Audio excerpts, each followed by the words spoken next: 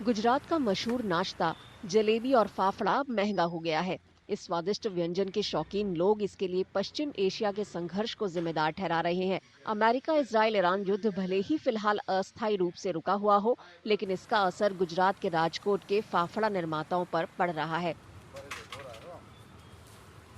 Hormuz जलडमरू मध्य से ईंधन आपूर्ति बाधित होने के कारण व्यावसायिक एलपीजी सिलेंडरों की कमी के चलते फाफड़ा निर्माताओं का आरोप है कि उन्हें बाजार से बढ़ी हुई कीमतों पर सिलेंडर खरीदने के लिए मजबूर होना पड़ रहा है।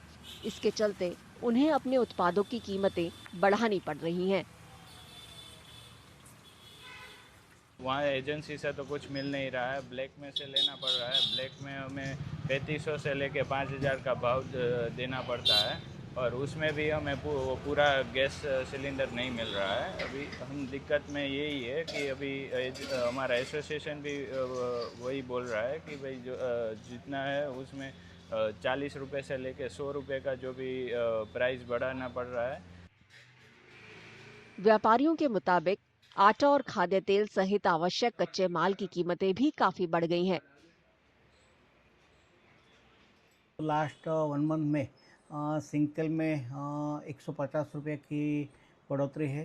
जो सामने देखा जाए तो कपासिया भी कमोडिटी है, तो उसमें 130 रुपीज़ है। और जो फरसान में यूज़ हो रहा है वो पामोलिन ये है, तो वो 210 रुपीज़ बढ़ गया है 1 मंथ में। फरसान एसोसिएशन ने बढ़ती लागतों की भरपाई के लिए जलेबी, गाठिया और चिवड़ा जैसे लोकप्रिय स्नैक्स की कीमतों में 50 से 100 रुपए प्रति किलोग्राम की बढ़ाने का ऐलान कर दिया है। हमारे यहाँ पे कॉमर्शियल सिलेंडर मिल नहीं रहा है। कॉमर्शियल सिलेंडर की बहुत दिक्कत है। अभी हमने इसके लिए कोलसा भी यूज़ किया है, कोलसा के भाव भी बढ़ रहे हैं।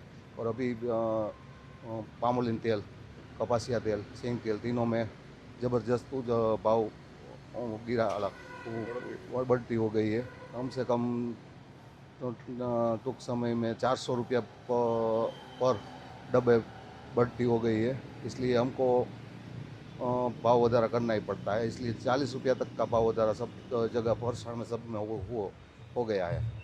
अरे नमकीन में तो ऐसा है कि पिछले 1-1.5 महीने से हम लोग एक कंट्रोल देख रहे थे कि अगर रिफाइंड ऑयल में अगर कंट्रोल हो जाता है तो कीमतें बढ़ाने का कोई चांस ही नहीं था हमारा। और अब रिफाइंड में जो कीमतें बढ़ी है, 1 महीने में 500 से 550 रुपये की बढ़ोतरी हुई है। तो अभी कितना भाव बढ़ा है? अभी भाव की तो बात यह है कि 40 रुपये प्रति किलो बढ़ रहे हैं अभी, क्योंकि इसके अलावा कोई ऑप्शन है नहीं हमारे पास। हालांकि कीमतों में बढ़ोतरी से जलेबी और फाफड़ा के शौकीनों पर शायद ही कोई असर पड़े, लेकिन फिर भी इससे इन लोकप्रिय स्नैक्स की कुल बिक्री पर असर पड़ सकता है।